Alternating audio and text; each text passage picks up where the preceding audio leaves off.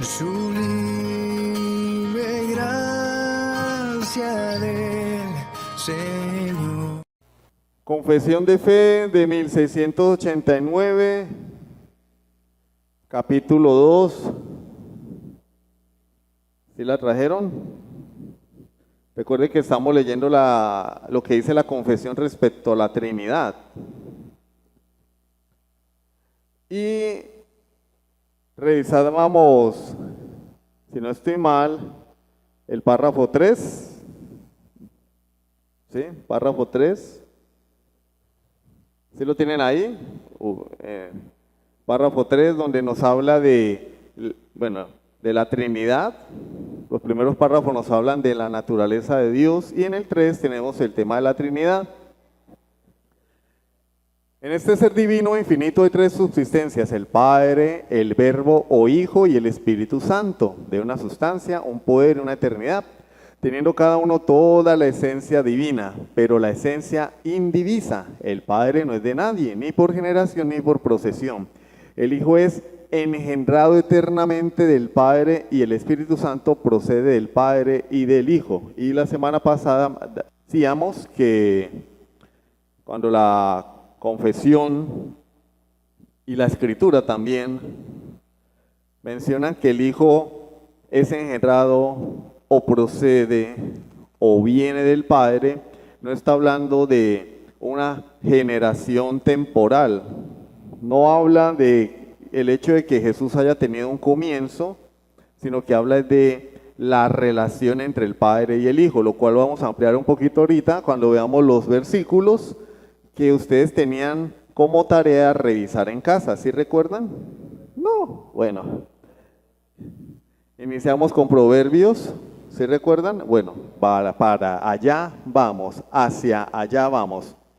Todos ellos son infinitos, sin principio, y por tanto son un solo Dios, que no ha de ser dividido en naturaleza y ser, sino distinguido por varias propiedades relativas peculiares y relaciones personales. La distinción de ellos no es de naturaleza y ser, sino por algunas propiedades peculiares, por sus relaciones y por su ministerio.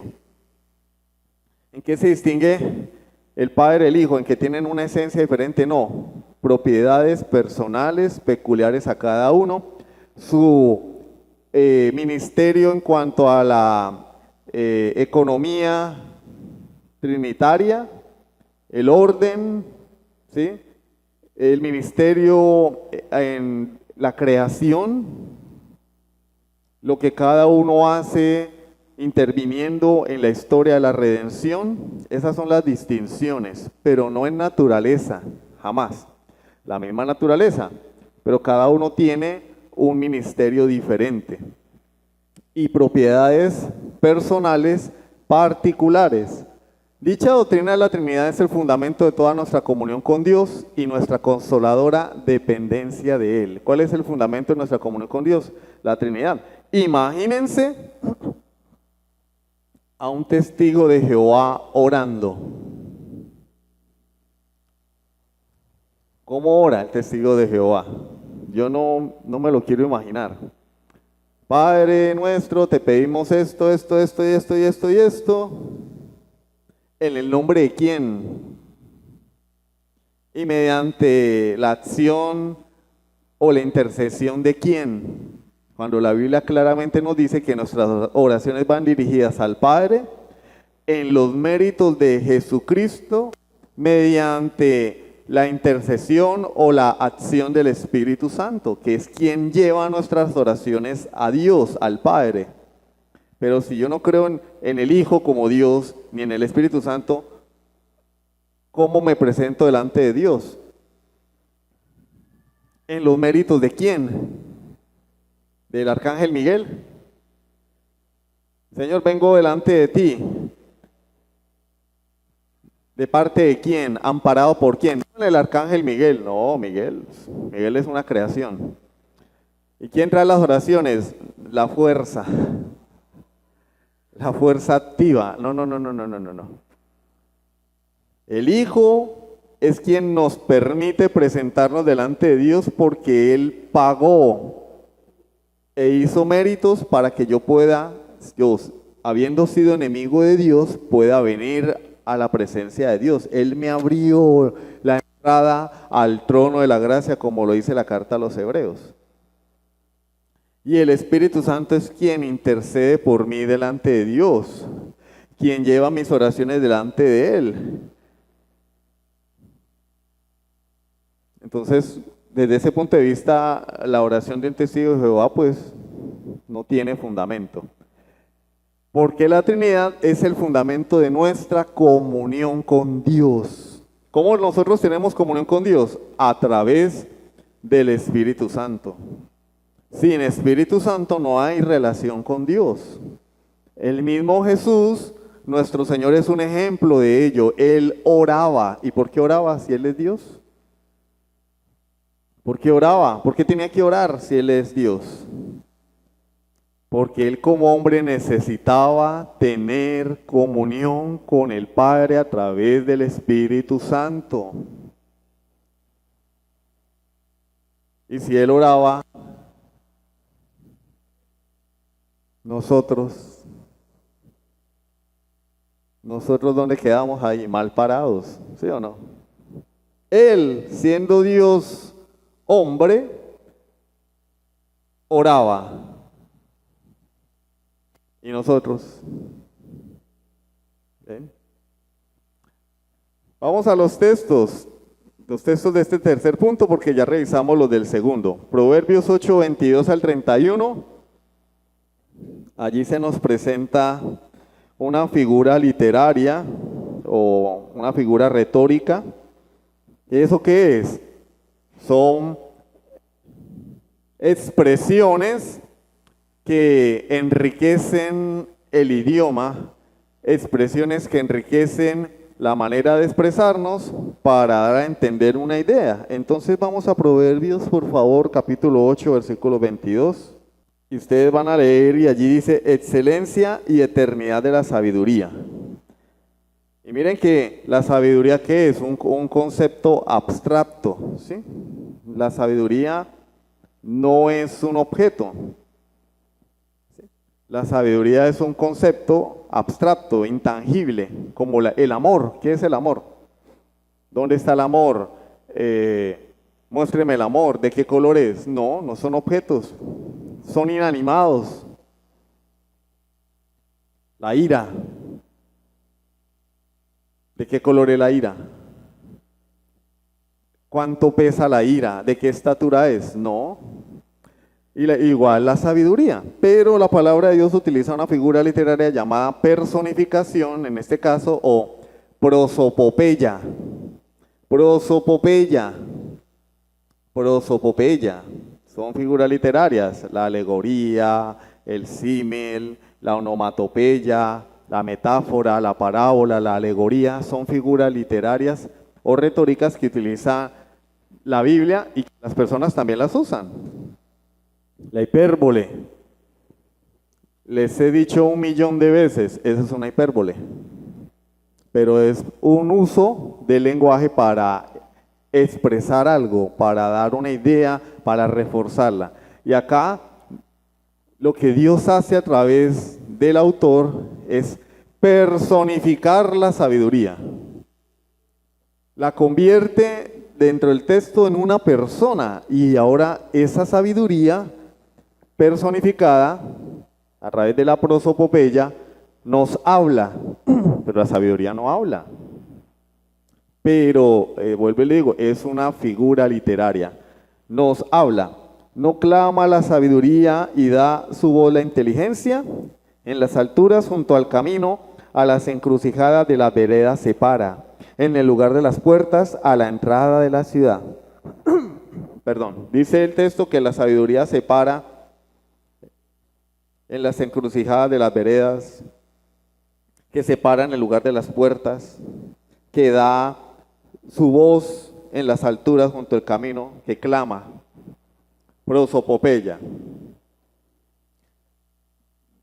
Vamos a ver los versículos que nos conciernen, versículos 22 al 31.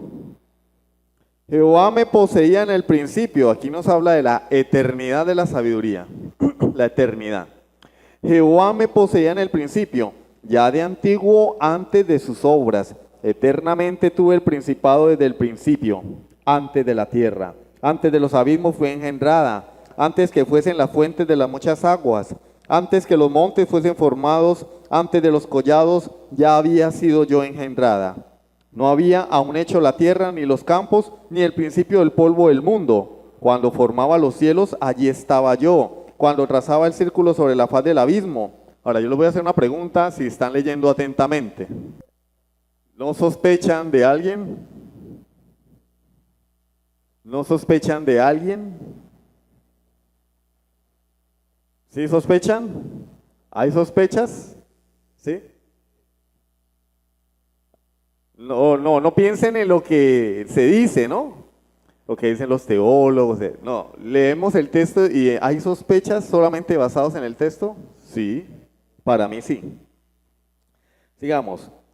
Cuando afirmaba los cielos arriba, cuando afirmaba las fuentes del abismo, cuando ponía al mar su estatuto, para que las aguas no traspasasen su mandamiento, cuando establecía los fundamentos de la tierra, con él estaba yo ordenándolo todo, y era su delicia de día en día, teniendo solaz delante de él todo en todo tiempo, Me regocijo en la parte habitable de su tierra, y mis delicias son con los hijos de los hombres.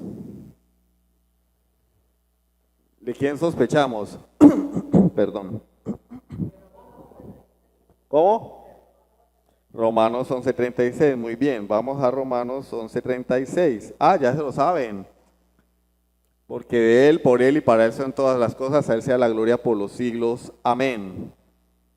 Pero aquí está haciendo una distinción entre Dios, porque está diciendo, hablando de Dios, dice, con Él estaba yo ordenándolo todo. O sea, ¿con quién? Con Dios, con el Padre. Yo era su delicia de día en día. Y si nosotros vamos a Mateo capítulo 3, encontramos un evento en el que el Padre dice, este es mi Hijo amado, en quien tengo yo toda mi complacencia.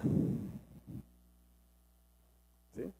Si nosotros vamos al Nuevo Testamento, el apóstol Pablo nos dice que Cristo es sabiduría de Dios. Entonces, ¿de quién está hablando aquí el libro de los Proverbios? Del Hijo. Del Hijo. La palabra de Dios nos dice en Génesis capítulo 1 que Dios creó todo con el poder de su palabra. Y aquí la sabiduría personificada, repito, prosopopeya, nos dice que Él estaba con Dios en la creación, que Él llevaba a cabo la obra de la creación. Entonces, este texto nos habla de Jesucristo o del Hijo en la eternidad. Es una manera literaria, una figura literaria para expresar la idea de la eternidad de Jesucristo en el Antiguo Testamento. Vemos claramente a Jesús allí en el Antiguo Testamento. Y por eso allí está, Juan capítulo 1, versículos del 1 al 3, que es nuestro siguiente texto. En el principio era el verbo. O sea, ya es una declaración de eternidad. En el principio era, y el verbo era con Dios. Ya está hablando de una relación entre el verbo, el Hijo y el Padre. Una relación de igualdad. Él era con. La palabra con allí significa el uno al lado del otro. Y por si quedan dudas, el verbo era Dios. No, hermano, pero es que yo ya expliqué el tema del artículo indefinido en la clase de los testigos de Jehová. Si tienen dudas, escuchen las clases de los testigos de Jehová. Ya expliqué por qué allí el texto, nuestra traducción no tiene artículo indefinido, de hecho el griego tampoco lo tiene. Todas las cosas por Él fueron hechas. ¿Por quién? Por el verbo. Y sin Él nada de lo que ha sido hecho fue hecho. El que no entienda que Jesús es Dios ahí, hermano, realmente tiene un problema. Lo dejaron caer cuando era niño de brazos o alguna cosa, pero hermano, de verdad que hay un serio problema allí. Para el que lea Juan capítulo 1 y no entienda que Jesús es Dios.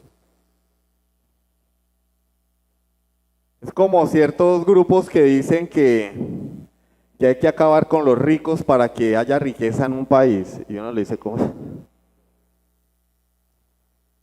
Que hay que quitarle al rico y darle al pobre para que en un país haya riqueza. No. Que hay que subir impuestos para que en un país haya riqueza. No, porque el más golpeado con los impuestos es el pobre. El rico saca su capital del país. Y el país se empobrece.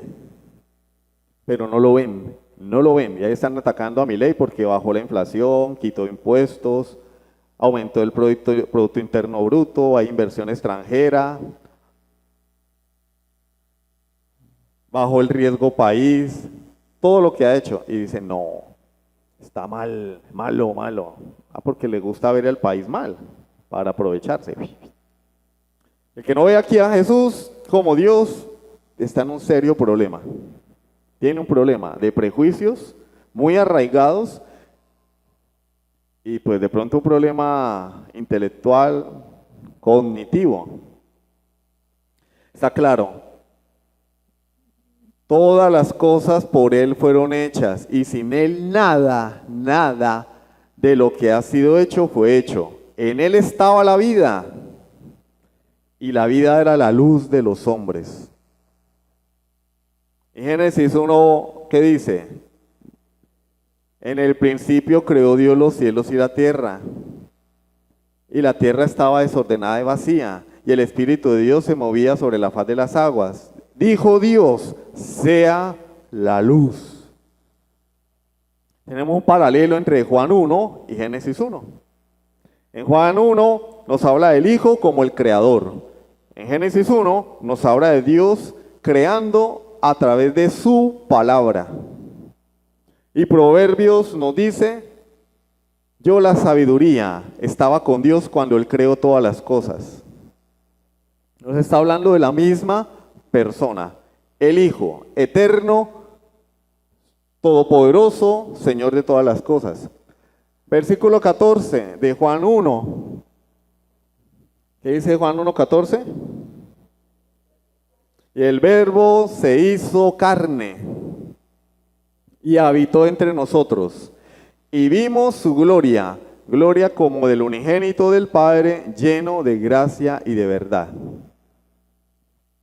Ese que estuvo acá en la tierra, que caminó, que lloró, que tuvo hambre, que tuvo sed, que se enojó, que estuvo contento también, que asistió a un matrimonio en Juan capítulo 2, pero también allí mismo limpió el templo, que tuvo una mamá, un papá, que según el Evangelio de Lucas capítulo 4 crecía en sabiduría, en gracia para con Dios y los hombres, y estaba sujeto a sus papás.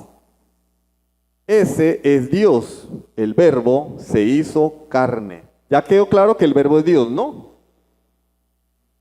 Ya quedó claro. No, hermano, todavía no lo entiendo. Escuche el audio, hermano, otra vez y agarre la Biblia y léala porque no puedo explicar otra vez el ABC. No puedo volverme atrás a 1 más 1 igual a 2. No, porque ya está claro que Jesús es Dios. El Verbo es Dios y el Verbo se hizo carne. Dios se hizo carne y habitó, moró, vivió entre nosotros. Y la palabra habitar allí es puso su tienda, tabernaculizó, puso su tabernáculo en medio de nosotros. Y vimos su gloria, vimos su resplandor, vimos a Dios allí, lleno de gracia y de verdad. El que estuvo acá fue Dios. Digan lo que digan, gústele al que le guste. El que no esté de acuerdo, bueno, pues hay gente que no le gusta a Donald Trump y pues de malas, es el presidente de Estados Unidos, ¿qué le vamos a hacer? Podemos discutir gustos, ¿sí o no? Pero no realidades. La realidad es una. A mí no me gusta el sol. Cuando el cielo está nublado, yo estoy más tranquilo y más feliz. Cuando sale el sol, ese sol abrasador, yo digo, ay. Hay personas que se sienten tristes cuando el día está nublado. Yo no me siento triste cuando el sol sale, pero casi.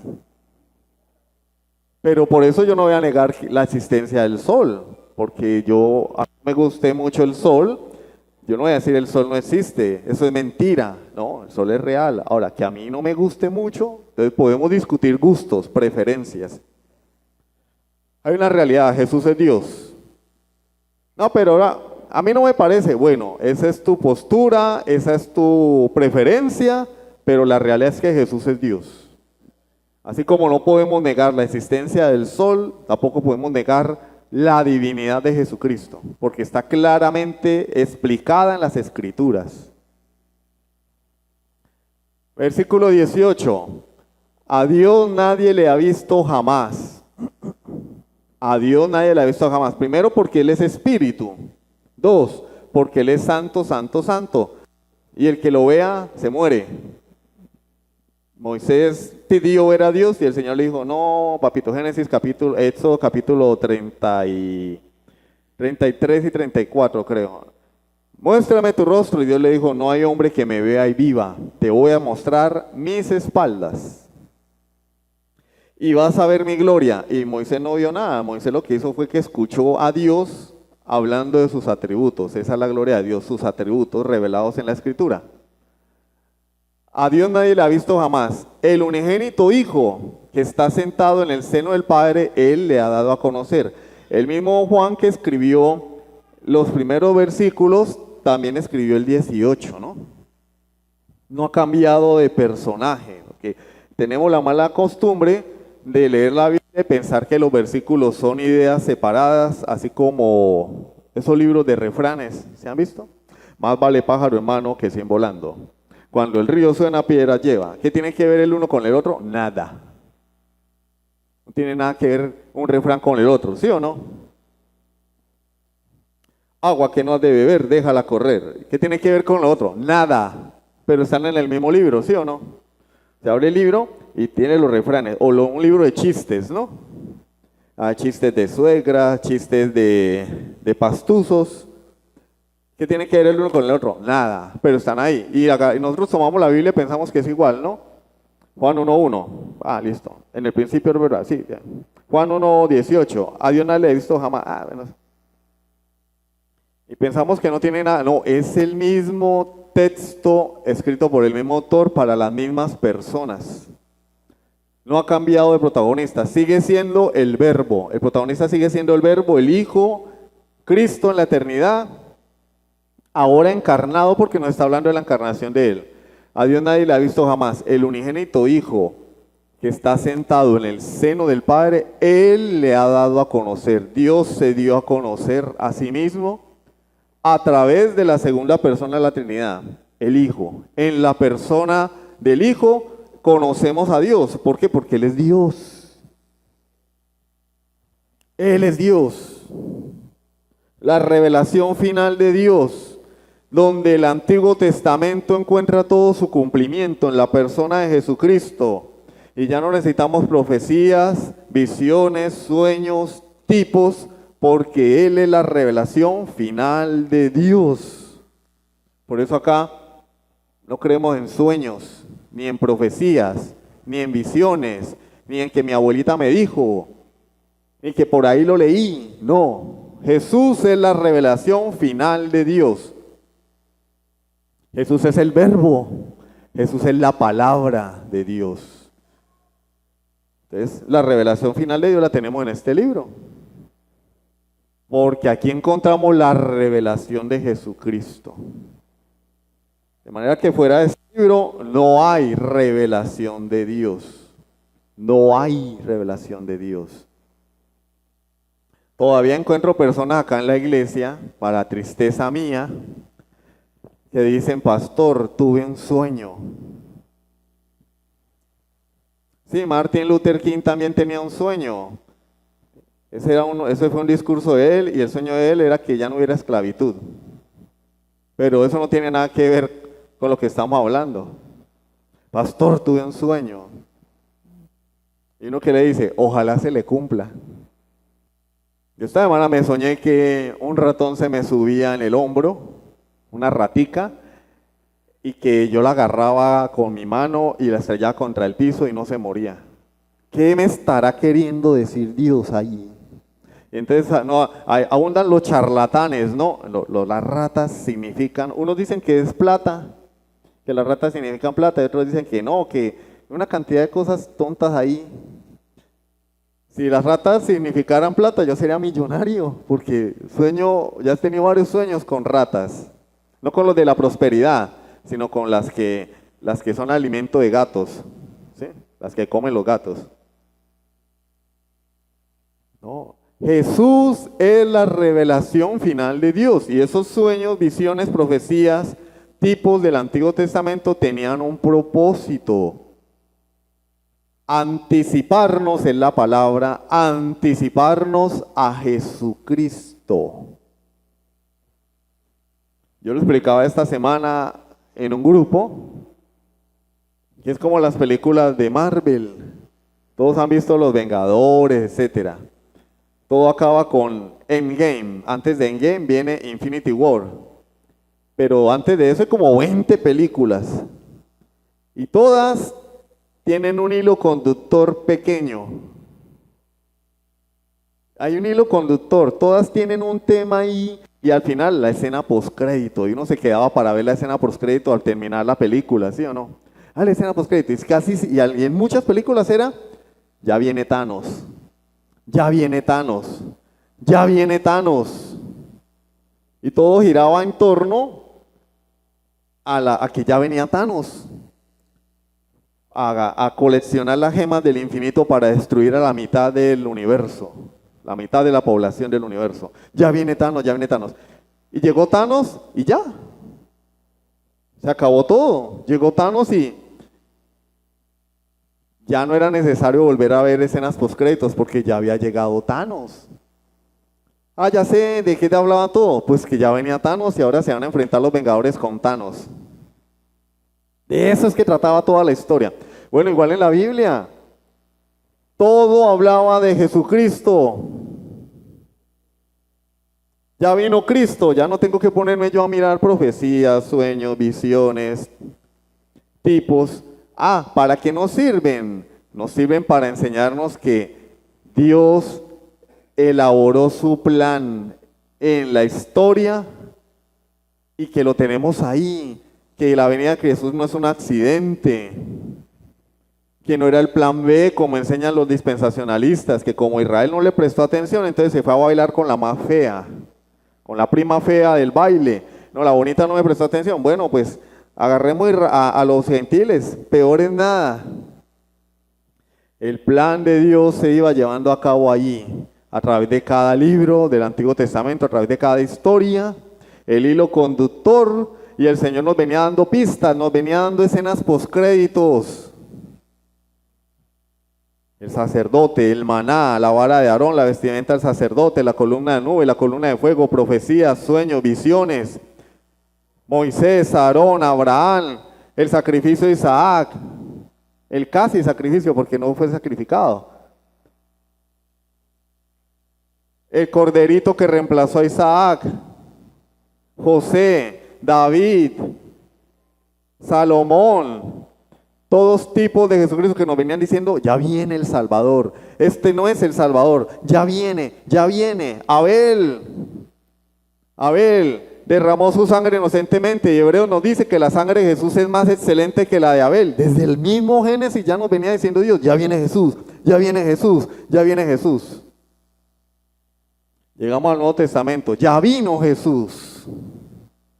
Y lo que hace el Nuevo Testamento es decirnos, miren, se los dije, ¿no? El Antiguo Testamento hablaba de Jesús. Y eso es lo que encontramos en el Nuevo Testamento, la explicación del Antiguo. Él es el cumplimiento de todas las profecías del Antiguo Testamento. A eso apuntaban. No necesitamos más, hermano. El que necesite más tiene un problema aquí y acá en el corazón. No, un sueño, una visión.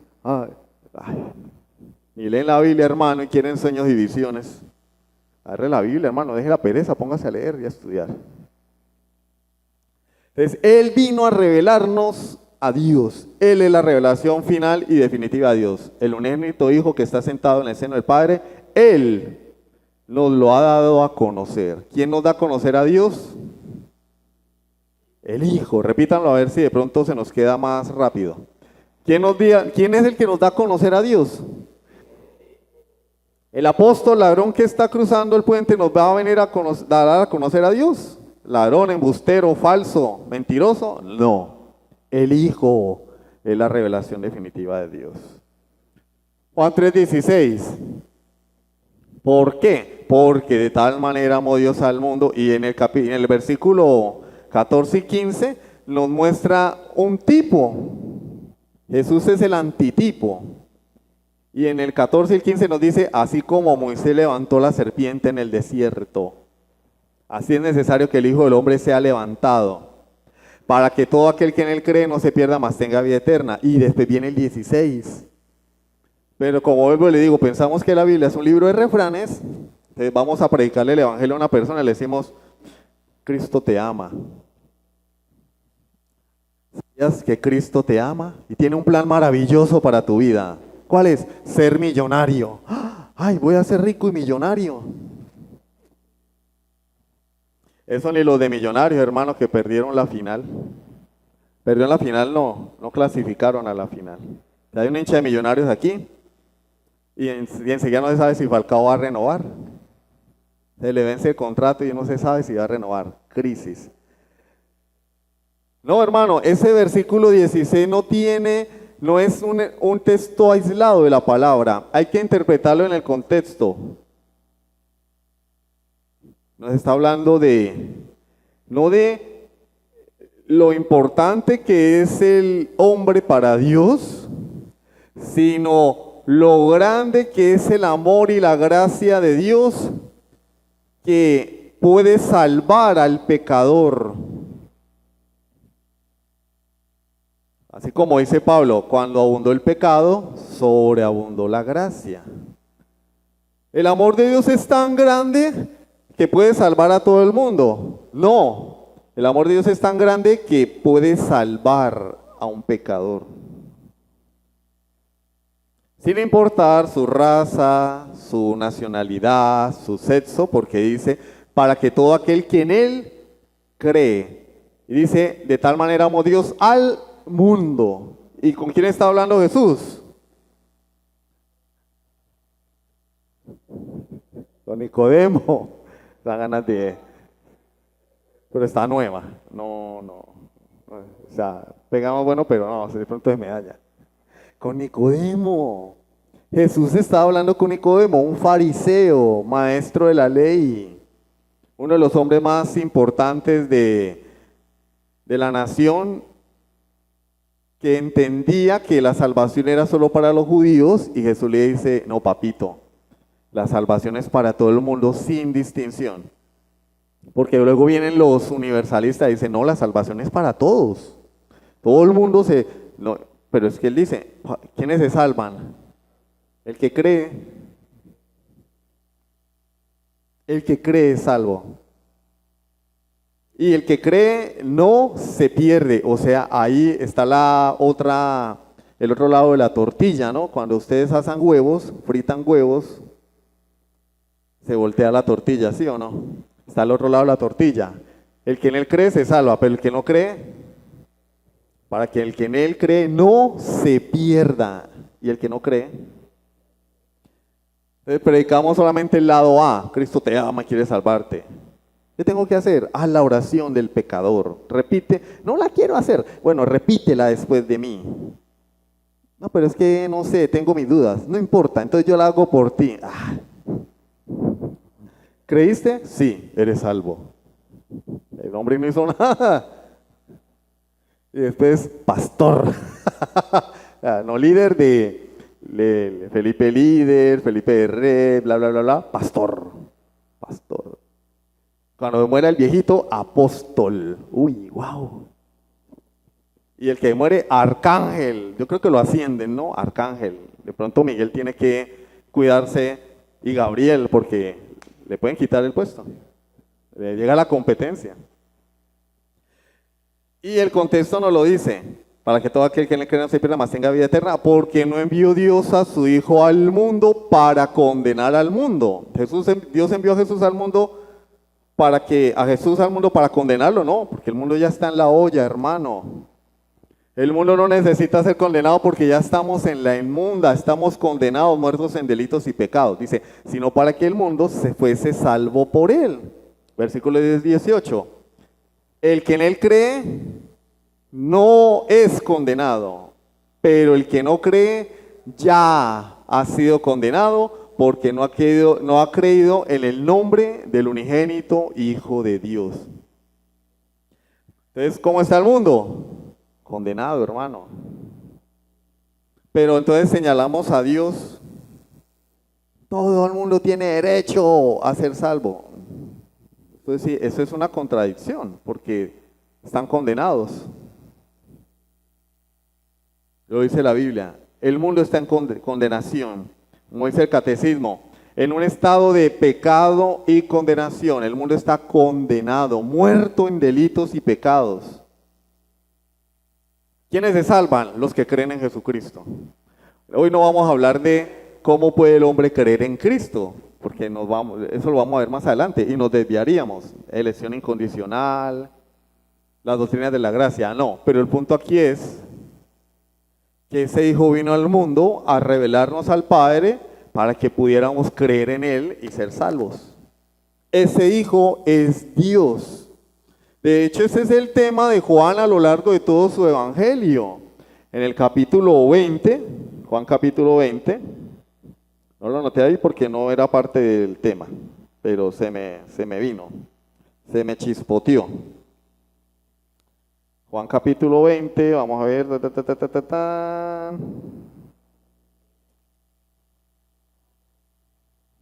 Ajá, Juan 20:30. Juan 20:30, y les voy a dar un bonus. ¿Sí saben qué es un bonus, no? Un bonus. Cuando uno juega videojuegos, si completa un desafío, le dan algo, y si lo completa en menor tiempo, un bonus. Por ejemplo, matar 1000 zombies, pero lo mató muy rápido, entonces le dan un bonus. Le voy a dar un bonus. Hizo además Jesús muchas otras señales en presencia de sus discípulos, las cuales no están escritas en este libro. Entonces los falsos maestros dicen, cuando convierten el agua en vino y todas esas payasadas, ¿no? Yo creo que en esos lados las metanfetaminas deben ser muy baratas, porque consumen mucho de eso. No dicen todas esas burradas que convierten el agua en vino, que cae polvo de oro.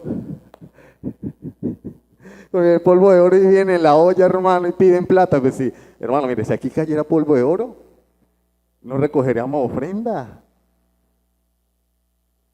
Compraríamos el lugar.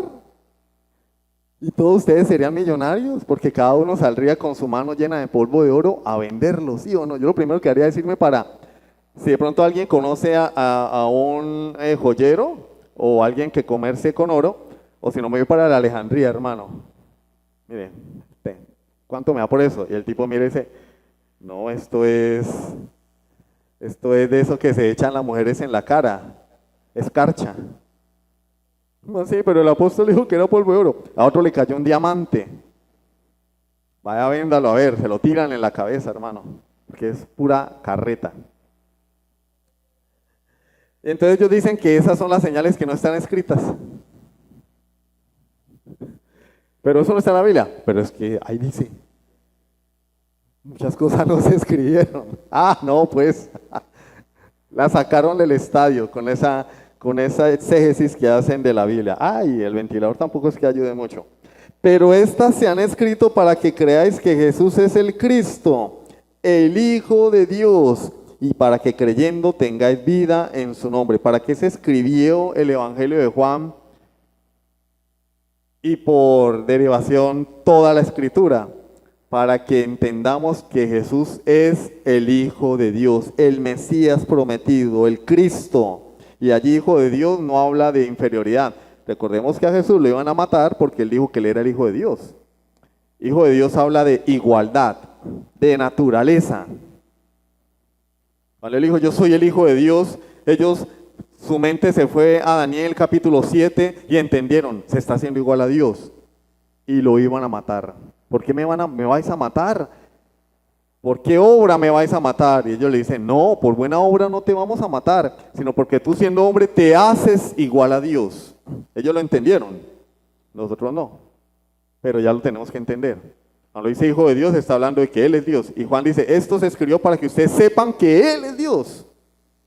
Porque había una herejía en el primer siglo, que era el gnosticismo. Ya desde ese tiempo ya estaba causando estragos el gnosticismo. Y ellos decían que Jesús no era Dios, que el Hijo no era Dios, era un Dios inferior, así como los testigos en Jehová. Y esto lo vamos a ampliar más cuando vayamos a la doctrina de Jesús, que la vamos a ver también más adelante. El punto es que Juan escribió todo eso para que nos demos cuenta que Jesús es Dios, empezando por el capítulo 1. Y a algunos todavía no les, como dice la hermana Marora, no les estallan las cotufas. En México no les ha caído el 20. No se han dado cuenta que Jesús es Dios. Pero la Biblia lo enseña claramente. Pero no fue el tiempo, hermanos.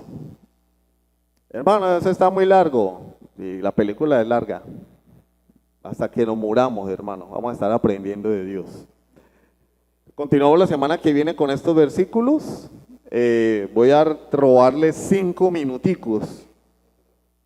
Les voy a robar 5 minutos para entregarles sus evaluaciones. ¿Por qué están tan feas? Vea, hermano, mi esposa las planchó. Porque, como ustedes entenderán, ha llovido y no hay casa sin goteras.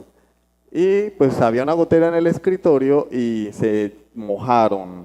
Pero mi esposa hizo lo que pudo planchándolas. Les pido disculpas si de pronto no lo van a poder mandar a enmarcar como ustedes quisieran, pero así sucedió. Entonces ahora voy a proceder a entregarles sus evaluaciones y terminamos con la clase. Sublime gracia del Señor.